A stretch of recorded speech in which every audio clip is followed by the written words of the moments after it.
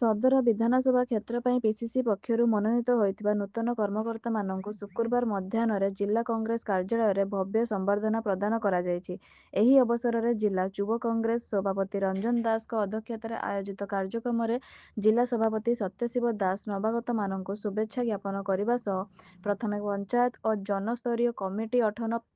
ଓ booth ସ୍ତରୀୟ committee ଗଠନ କାର୍ଯ୍ୟ ସମାପନ କରିବାକୁ ପରାମର୍ଶ ଦେଇଥିଲେ। ଦଳର କର୍ମକର୍ତ୍ତାମାନେ ଜନସମ୍ପର୍କ ବୃଦ୍ଧି କରିବା ପରେ ଅନ୍ୟାନ୍ୟ ପ୍ରସଙ୍ଗ ଉପରେ ଆଲୋଚନା କରାଯିବ ବୋଲି ସୂଚନା ଦେଇଥିଲେ। ଅନ୍ୟମାନଙ୍କ ମଧ୍ୟରେ ରେମୁଣା ପୂର୍ବତନ ବିଧାୟକ ସୁଦର୍ଶନ ଜେନା, ପୂର୍ବତନ ଜିଲ୍ଲା ସଭାପତି ସଞ୍ଜୀବ କୁମାର ଗିରି, ବରିଷ୍ଠ କାଉନସିଲର ପଦ୍ମଲୋଚନ ଲେଙ୍କା, ଜିଲ୍ଲା ଉପସଭାପତି ଗୋପୀନାଥ ପାଢ଼ୀ, ସଦର ବ୍ଲକ ସଭାପତି ଜୟକୃଷ୍ଣ ବେହେରା, ସୁଶ୍ରୀ ଅର୍ଚ୍ଚନା ନନ୍ଦୀ, ଯୁବନେତା ତଥା ଜିଲ୍ଲା ଉପସଭାପତି ସରୋଜ କୁମାର ଲେଙ୍କା, ଜ୍ୟୋତ୍ସ୍ନା ସେନାପତି ପ୍ରମୁଖ ଉଦ୍ବୋଧନ ଦେଇ ସଂଗଠନକୁ ଅଧିକ ଶକ୍ତିଶାଳୀ କରିବାକୁ ପରାମର୍ଶ ଦେଇଥିଲେ। ଏହି ଅବସରରେ ନୂତନ ଭାବେ ନିଯୁକ୍ତି ପାଇଥିବା ଉପସଭାପତି ସରୋଜ କୁମାର ଲେଙ୍କା, ଗୋପୀନାଥ ପାଢ଼ୀ, ପ୍ରଭାସ ପଣ୍ଡା, କମରୁଲ ଅଲି ଖାଁ, ସାଧାରଣ ସମ୍ପାଦକ ଗୁରୁପ୍ରସନ୍ନ ମିଶ୍ର, ଟାଉନ ସଭାପତି ଅନୁପ କୁମାର ସ୍ୱାଇଁ, ସମ୍ପାଦକ ଜ୍ଞାନେନ୍ଦ୍ର ମହାନ୍ତି, ଶ୍ରୀକାନ୍ତ ବୁଗୁଡାଇ, ସାହେବ ଅଖତର, ମନୋରଞ୍ଜନ ନାୟକଙ୍କ ସମେତ ଅନ୍ୟ କର୍ମକର୍ତ୍ତାମାନଙ୍କୁ ପୁଷ୍ପଗୁଚ୍ଛ ଓ ଉତ୍ତରୀୟ ଦେଇ ସମ୍ବର୍ଦ୍ଧିତ କରାଯାଇଥିଲା। ସଦର ନିର୍ବାଚନ ମଣ୍ଡଳୀ जो निर्वाचन मंडली एते अव्यवस्था भितर थिला ना एटी नेतृत्व थिला ना नेतृत्व बजाय रहूला ना एटी संगठन थिला ना एटी संगठन कई कर्णधार थे संगठन को चले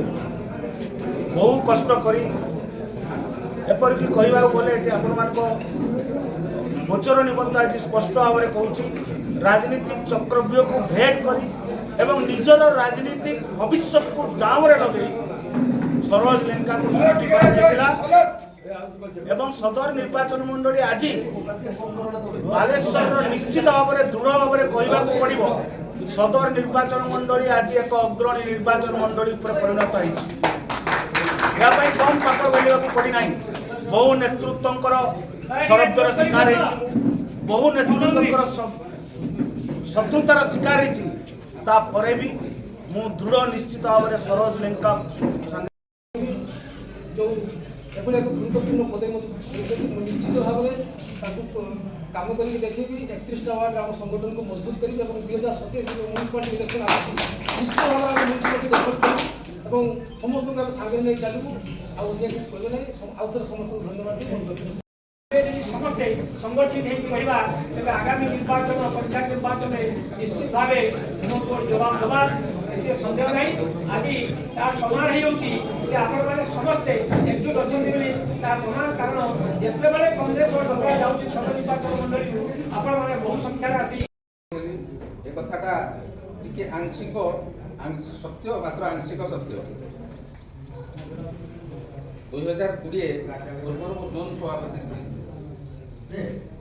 2020 बाई इलेक्शन पराजय पर मत कांग्रेस ब्लॉक सभापति दायित्व दिया रिव्यू